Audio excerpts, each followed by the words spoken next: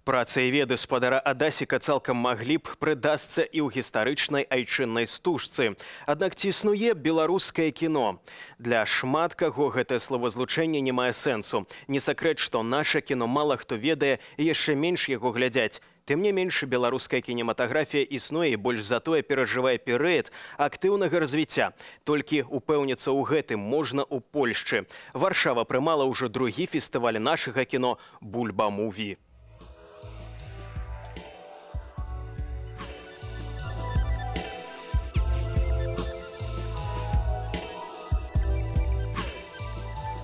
Щолетня Бульба-муві, напевно, відрізняється від цього минулого Бульба-муві тим, що був конкурс. Це був вже у цьому році фестиваль. Не прогляд, а просто фестиваль, у яким uczestniczyli różne filmy z Białorusi.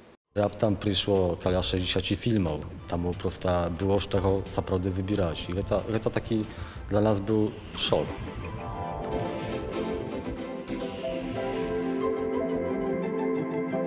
Чому мені сподобається фестиваль Бульба-муві? Тому що немає такого розділення на ось там державне кіно, комерційне, студентське і так далі. І навіть, може бути, там ми сперечалися там з Жбанковим, що там документ, а може і добре, тому що вже треба і мішати, і глядіти, хто більш талановитий, хто цікавіше працює у цих обставинах. Без грошей, там, на студентські гроші.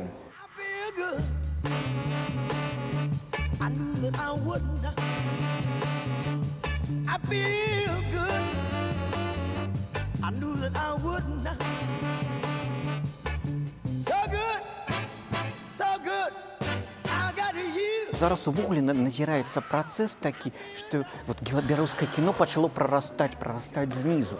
І Бульба-муві стымулюе гэты працэс. Людзі ж сюды прыязджаюць, яны таксама і вучацца. Яны бачаць працы іншых, яны бачаць, што робяць іншыя. Яны камунікуюць адзін з адным, і гэта ўзмацняе беларускае кіно.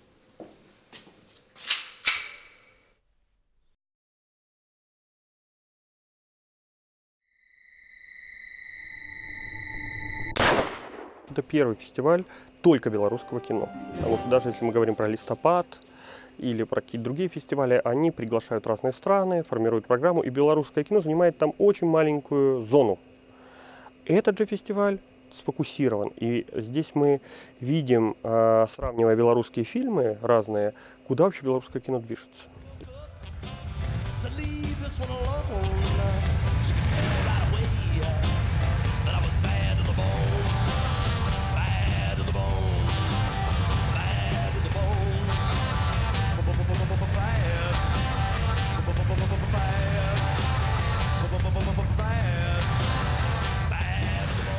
Многие картины, які тут были представлены, яны не толькі не саступаюць студэнцкім там і працам, вот дыпломным, студэнцкім і выпускным працам маладых творцаў на захадзе, яны в значнай ступені часам нават і пераўзыходзяць. І тут есть яшчэ моманты, звязаныя з вытворчасцю карціну, потому что у нас фактычна атрымліваецца так, што у нас беларускае кіно як такавое развивается, и оно жыве вот на ускраинах.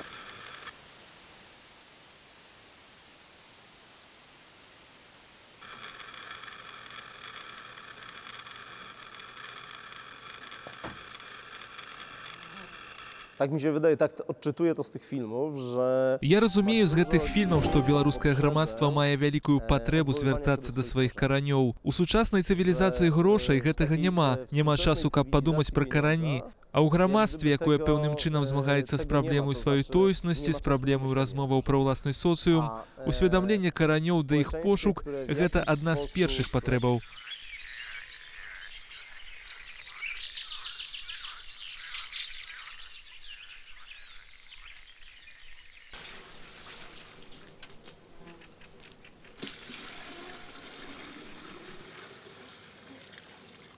Поляки, члены жюри, видели победителем именно социальное кино.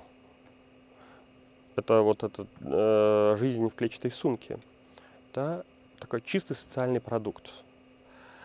А белорусы говорили, что нет, подождите, все-таки это, нам кажется, немножечко такое кино не совсем о Беларуси.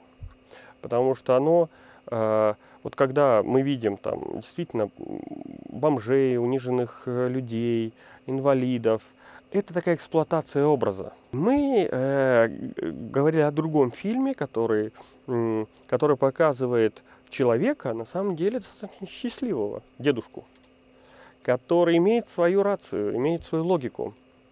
И это фильм «Простые вещи». И вот эти простые вещи, то есть понять природу того, что происходит в Беларуси, мне кажется, этот фильм позволяет гораздо лучше, чем как бы выбивание слез. Интересно, видеокамера такая. Да. Маленькая. Это унук решил об мне фильм снять. My nie przyznali Złotej Bulby. My przyznali z nagrody dwie srebrne bulby. To pokazuje po pierwsze na to, że to nie było filmu, jaki naprawdę wyuczający, jaki prosto popatrzysz i o, to jest. I to pokazuje, że to jeszcze czas przed nami.